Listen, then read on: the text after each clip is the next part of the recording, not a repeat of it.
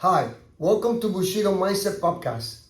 My name is Gonzalez. Today I am with my friend Raul Prieto, and we're gonna discuss his experience on his 30-day juice fast.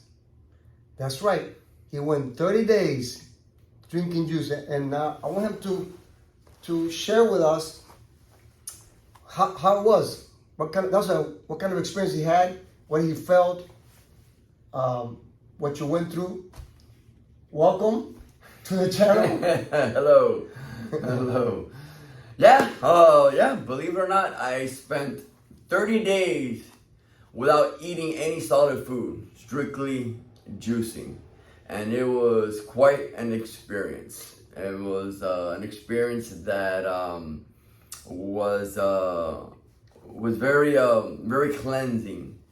Not just for my body, but for my mind. And also, it was an experience, it was a very learning experience. I learned a lot about myself through those 30 days. It was quite incredible. But what made you want to go without eating for 30 days?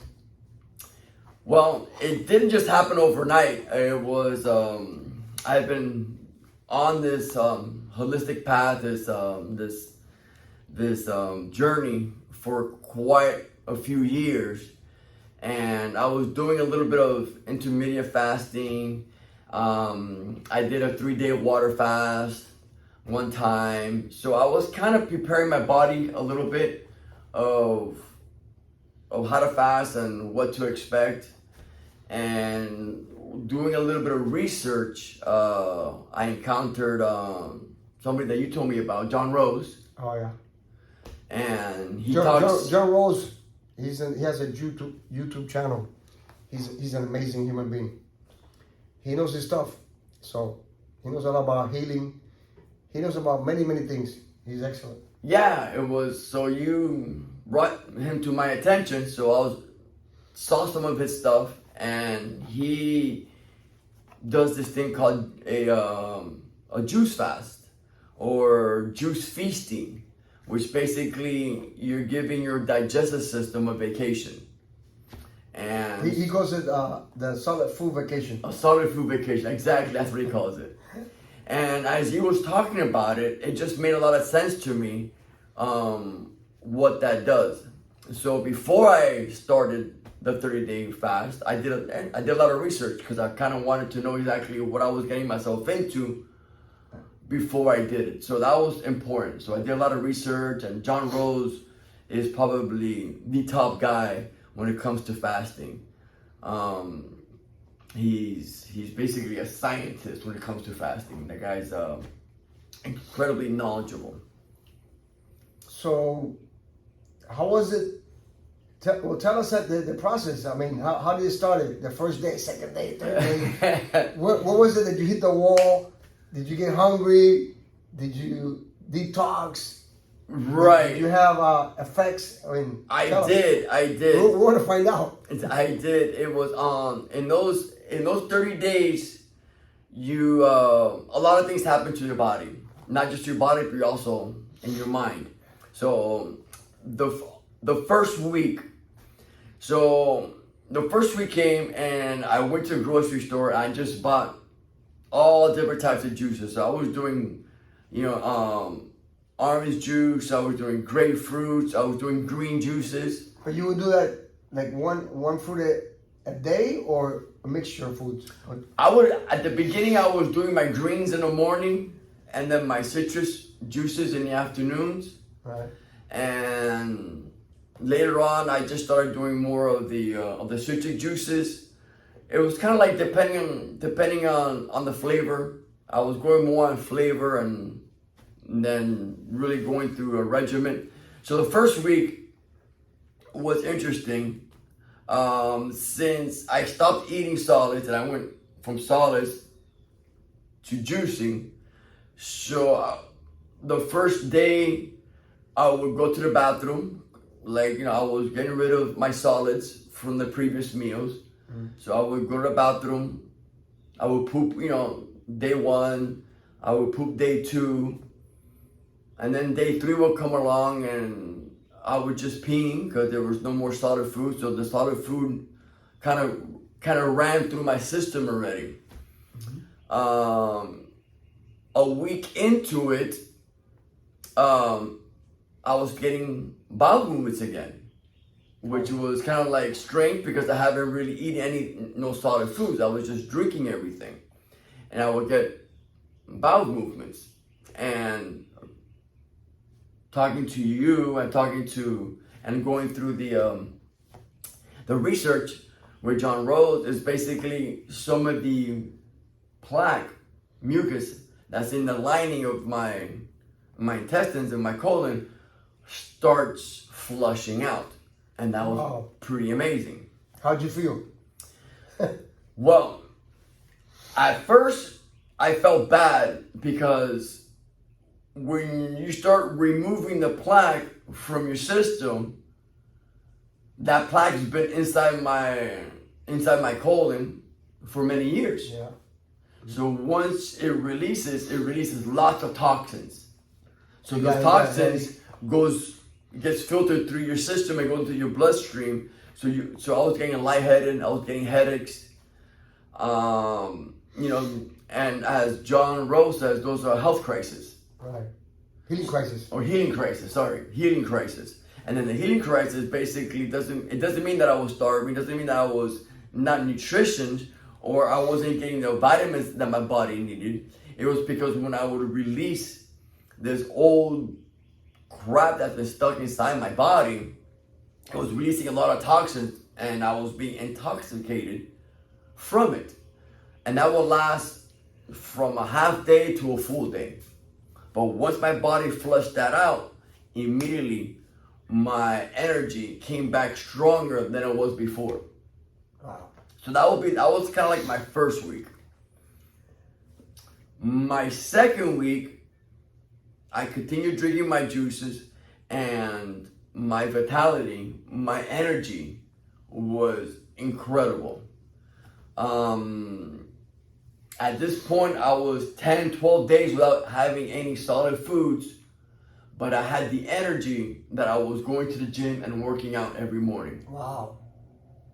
And I thought that was pretty incredible how my body was still functioning. I still had the strength to exercise, and I was having solids. I wasn't chewing any foods. I was just drinking. On the second week, since I wasn't able to have a lot of bowel movements, I was doing an enema every 3 days. Was it a coffee enema or just regular water? I was doing the coffee enemas. Uh-huh. And then, did you get any more stuff come out? Right, and when I would do that, I was flushing my colon. More plaque. And more plaque will come out. Did you inspect it? Did you see what it looked like? No, not really. I didn't. I didn't go that far. I know that John Rose. That's one of the things he does. It's really bizarre.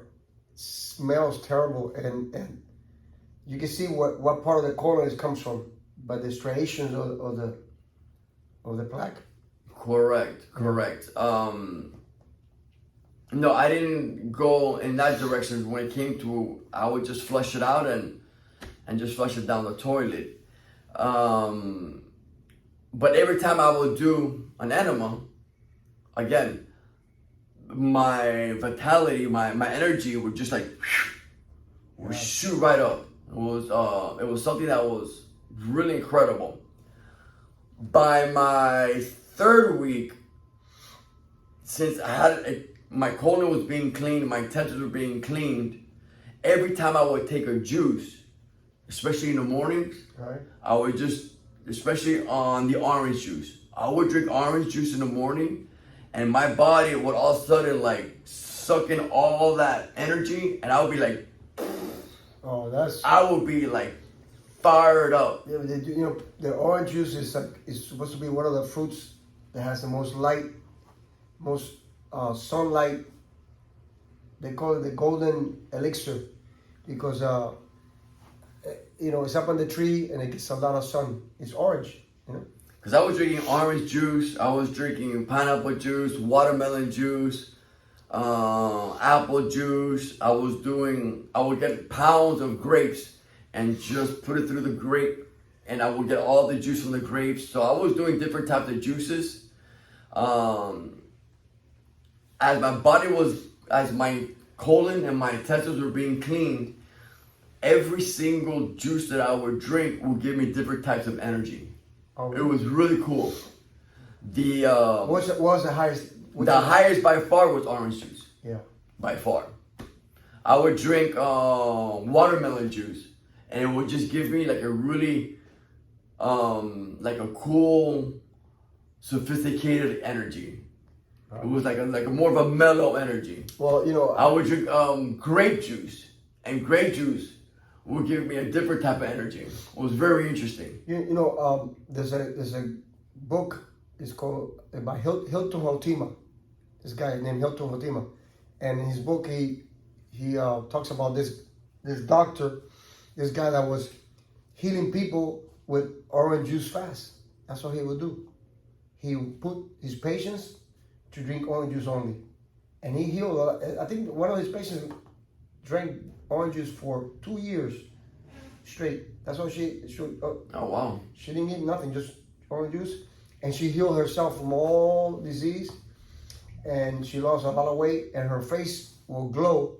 She had like a glow on her face that was amazing, from the light photons from the orange. From the oranges. Orange juice by far was the most powerful juice I drank. Wow. And it was just totally amazing. On my third week, especially around week 21, or day 20, I'm sorry, day 21, Yeah. I had another health crisis. Oh, really? Like for 2 days. I did an enema, and I started pooping a lot of stuff. And I knew every time I had like a bowel movement, I knew I was gonna feel bad. Because every time I released some of that plaque, some of it got filtered back into my system. Right. Which goes into your bloodstream, so it goes into your head, and I felt like really, like for a day and a half, I just felt weak and a little nauseous, dizziness, but right after that last one, Angel, my energy was so crazy that I started working out in the mornings, and then I started working out in the evenings.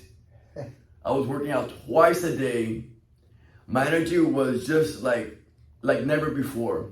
I did this fast at the end of last year.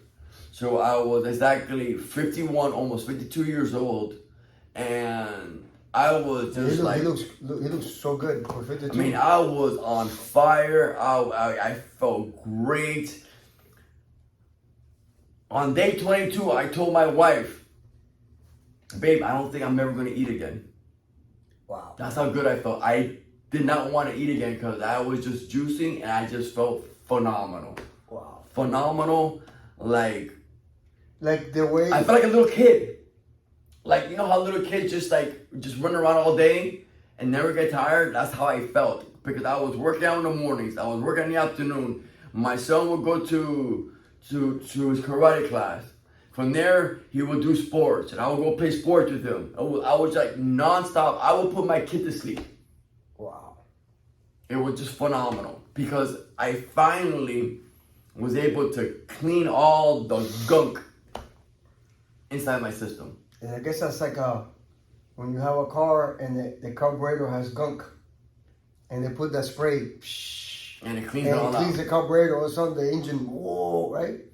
And the more I cleaned myself, every time I would drink a juice, 100% of that juice my body would absorb because all my walls of my colon and my intestines were clean. Oh, wow. So when you drink it, not the walls could absorb everything. Before I had a plaque in there, so I had a barrier between the food intake and the walls of my intestines. That's correct. Right? So when that's gone, when I eat or drink something, my body immediately could suck up all the nutrients of that. Your cells were very happy. So you can imagine, I would drink, 32 ounces of an orange juice in the morning, and I was like, wow. I was running a mile and a half. So from there I would work out. No, it was just phenomenal. So what made you break the fast? How come you didn't go more than 30 days? Well, I originally put my a goal for myself, and when I reached my goal, I started to, and then when you do a fast that long, it takes another week to 10 days to even get off the fast. Right. And once I get off the fast, how did you break it? What did you do to break the fast? Well, to break my fast, I had 3 prunes all day. 3 prunes. 3 prunes. So the protocol was you get prunes and you put it in distilled water, right, and you keep it in the refrigerator overnight.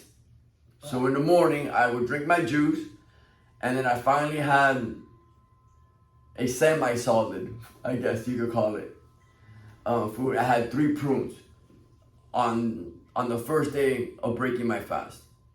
The second day, I had 3 prunes in the morning and 3 prunes in the afternoon. All right.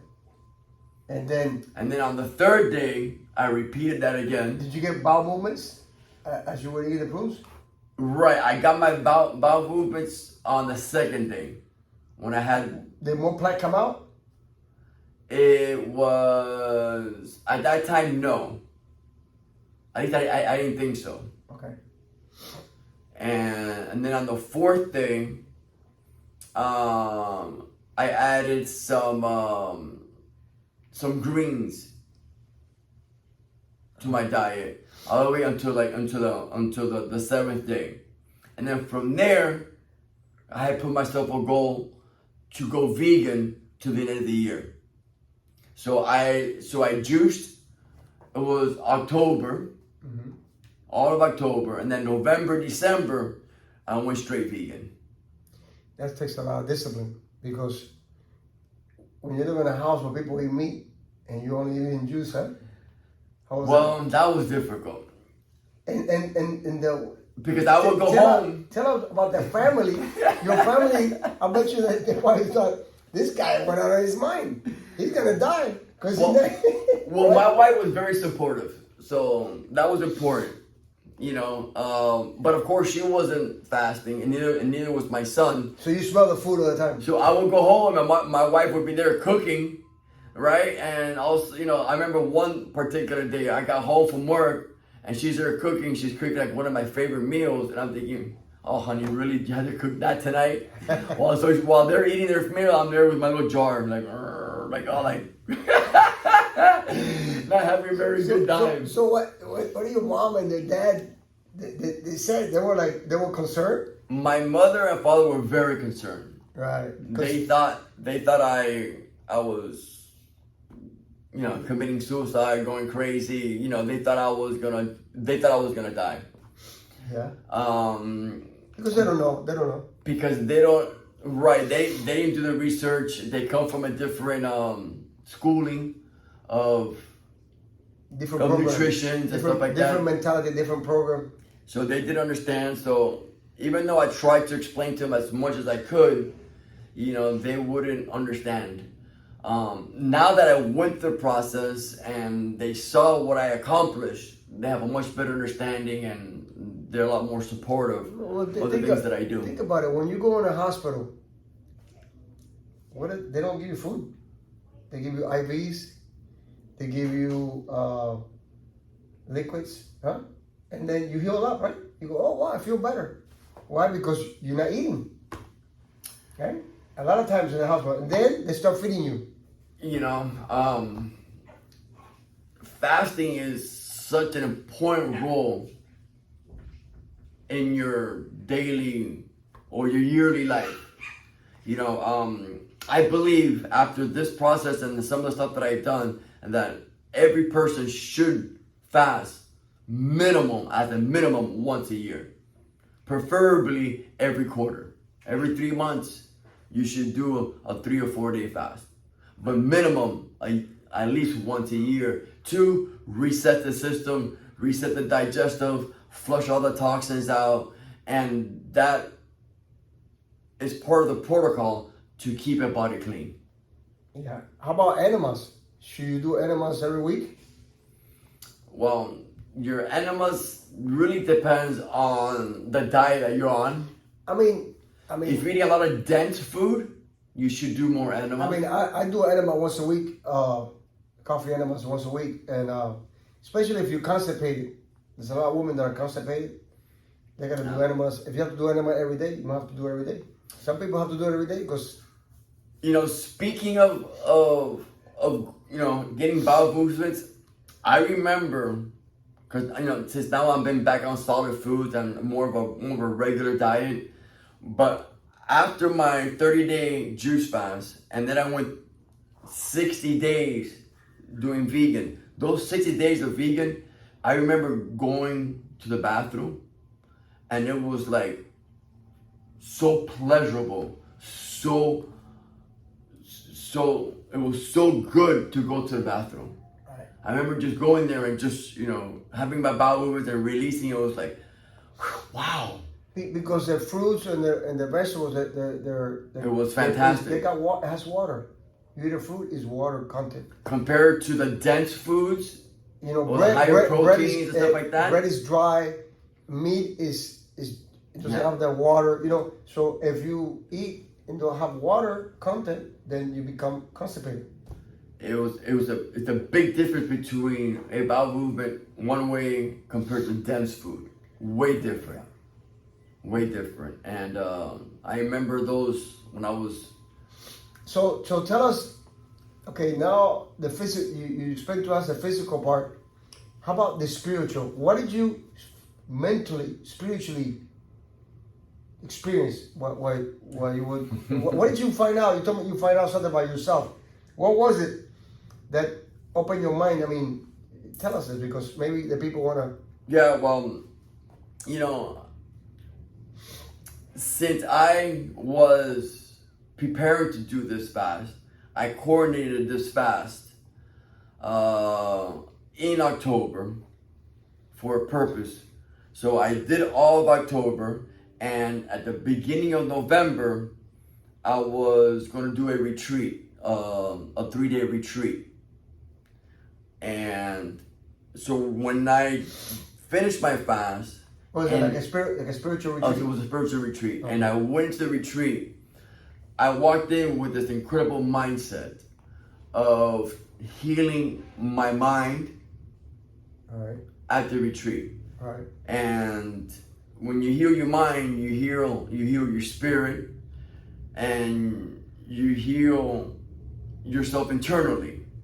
All right. From all sorts of stuff, from all the emotions that we carry, or you think you carry. From the damage that you accumulate in life, the correct baggage and the damage that you accumulate in life from the situations that put you in life. You're born sometimes for ignorant people, and then that carries over.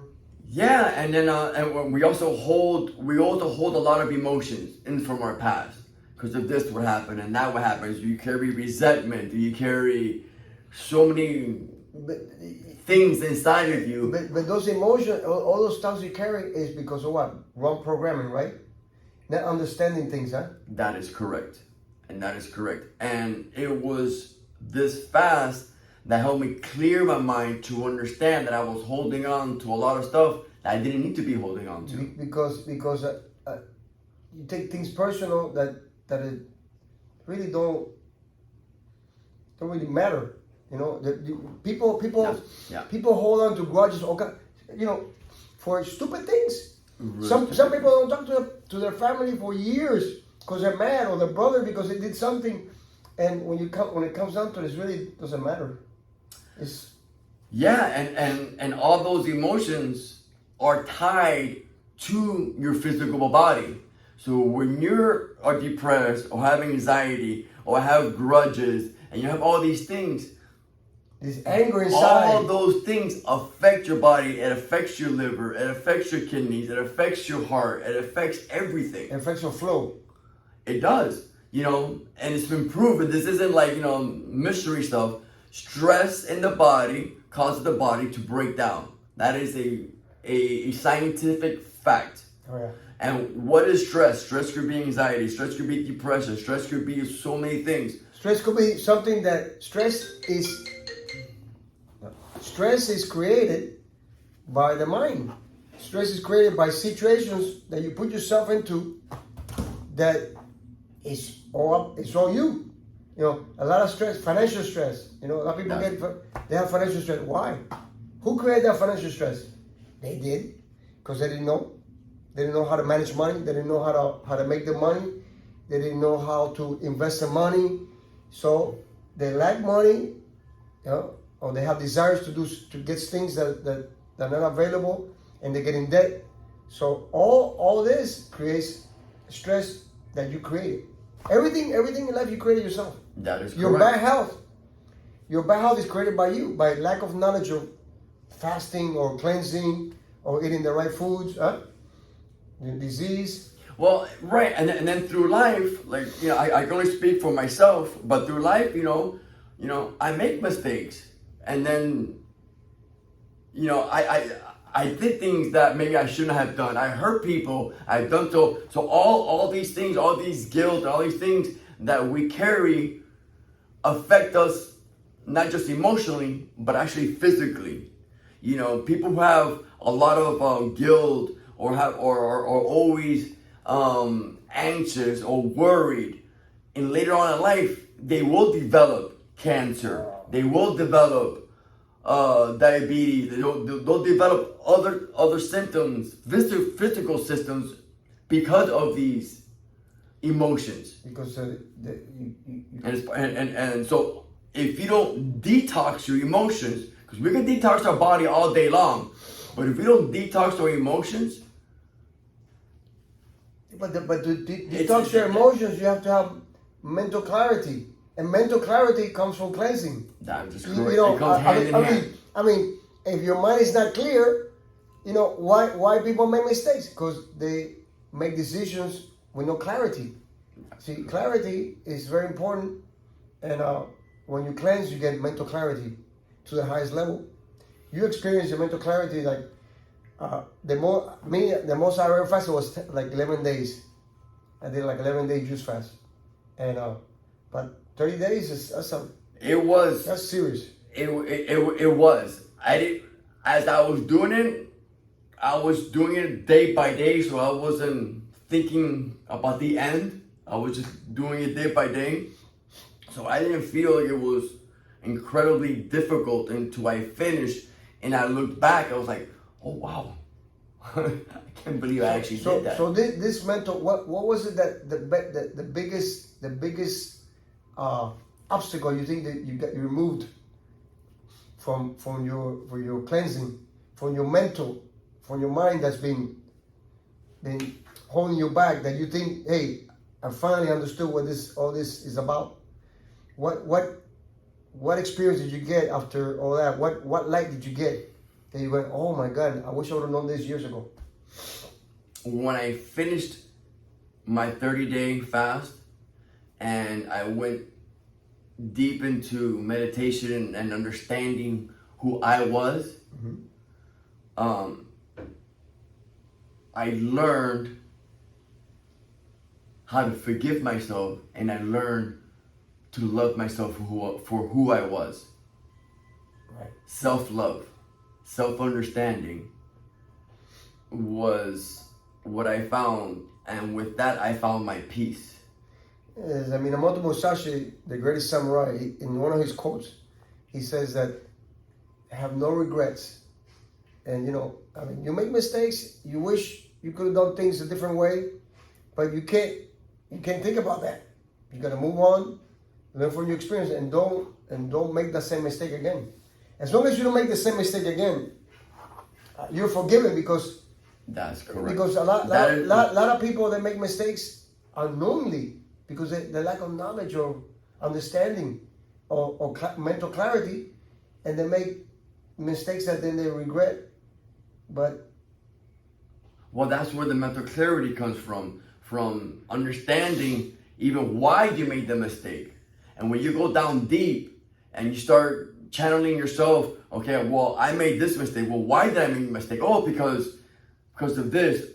Oh, because why? And then you go back and back and back, and then you understand your life, and you start understanding all the programming that they have given you, and you start understanding all these things.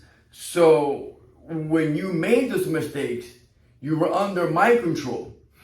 You were made it because you were part of this system that allowed you to make those mistakes. So when you understand that, you can look back and say, oh, I know why I made them. Because the system makes you believe in some things and some stupidity, and then when you don't accomplish it, you feel you have a guilt trip. That's correct. You know, like in school when you didn't get the A, okay, or the good grade, then you went home and you were depressed and you were sad, and the parents will get on your case, and you're never gonna amount to nothing in life because you don't get good grades, and then that's not the important thing. The important thing is that you feel good about yourself, that you feel worthy.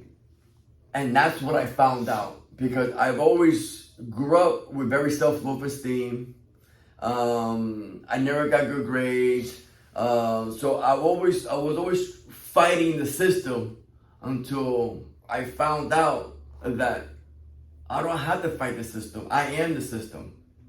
I am myself. Yeah. And I love myself. And it's okay that I did all those things. And you can now I can forgive myself and go forward. And you can never succeed in life, never become truly happy in life unless you love yourself.